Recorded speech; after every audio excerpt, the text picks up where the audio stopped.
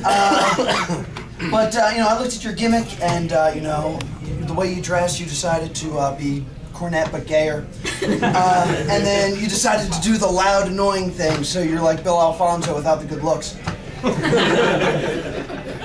And then in the ring today, you know, he's like, yeah, I want to push you, and this is all I get. And I was like, I felt like you choked. You're a bigger choke artist than Chris Benoit.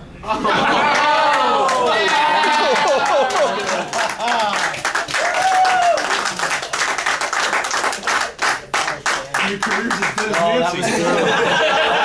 That's the kind of shit I like right there. But I eventually found you on Facebook, and your #1 interest is Frankenstein. Yeah. Which it makes a lot of sense because you spend a lot of time trying to bring back to life Steve's career. Had to be alive in the first place. That's your only big problem there. That's so good. But you know, I saw that you're married to a beautiful woman named Kim, or as we know her, your beard.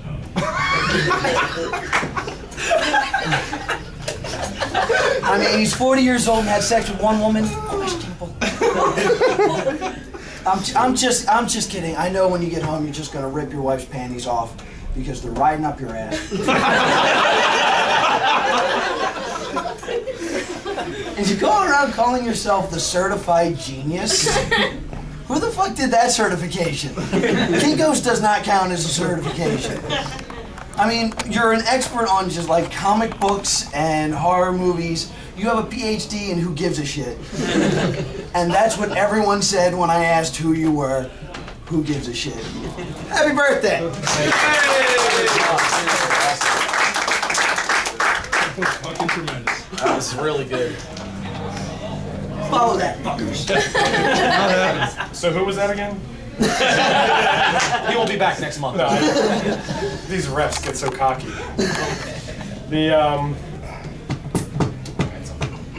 oh, Corey Castle's here. No, seriously, I mistaken Adam Cole at CZW training one time for Corey Castle for like 20 minutes. Yeah, an hour. 20. Yeah, and I was asking him like all these questions, but he fucking answered me. Like, oh yeah, I was there.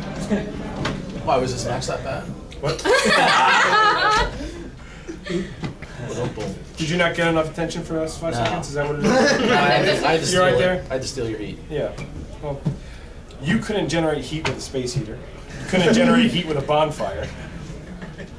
You couldn't generate heat if you were Freddy Krueger getting burned alive. Up next is a man who is not yet a man. The only reason that he's booked is because he's working off his own child support. Ladies and gentlemen,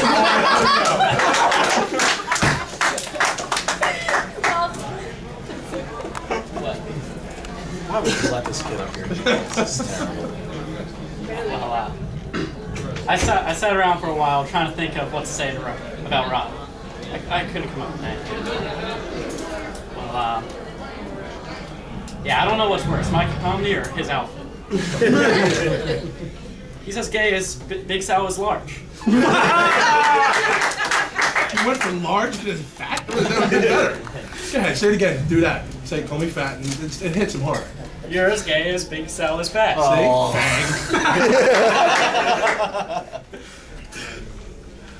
Well, I want to go back in time and ask Dr. Christ how he delivered you.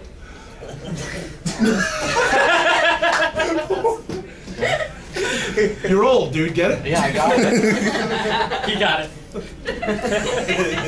It's the only thing he gets. Actually, no.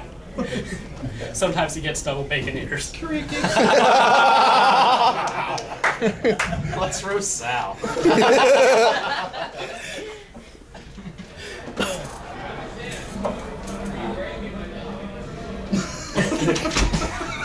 Those are my socks.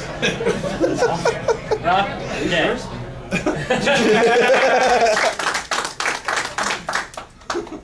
I feel bad about making fun of our next guest. I respected all of the veterans of ECW. This person has done. Usually, the sentence is you've done more with less. This guy has done less with more. He weighs like a small aircraft carrier. Ladies and gentlemen, which means one kitchen, by the way, I looked it up. Sal E. Graziano. I will write you off the show, I swear to God. All right. It's going to be a huge disappointment because this kid over here took half of my good shit, and this guy over there took my other stuff. But go with the old standbys of, you know, his birth certificate is the apology letter from the condom company. You're going to be, what, 45 years old? I didn't know shit had a shelf life that long. Going to stay away from the gay jokes because...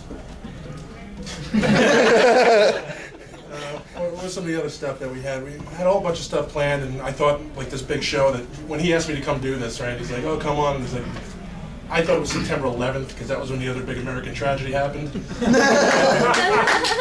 So, yeah, I don't have anything bad to say about you. Anything good? I love you, Rob Dimension. You're a good guy. Thanks, buddy. And I want to wish you a happy birthday. Thanks. Happy birthday, Bob. I'm waiting for... That's it. That's all I'm going to do. Thanks, buddy. Sally heard it was a roast, he thought there was going to be food.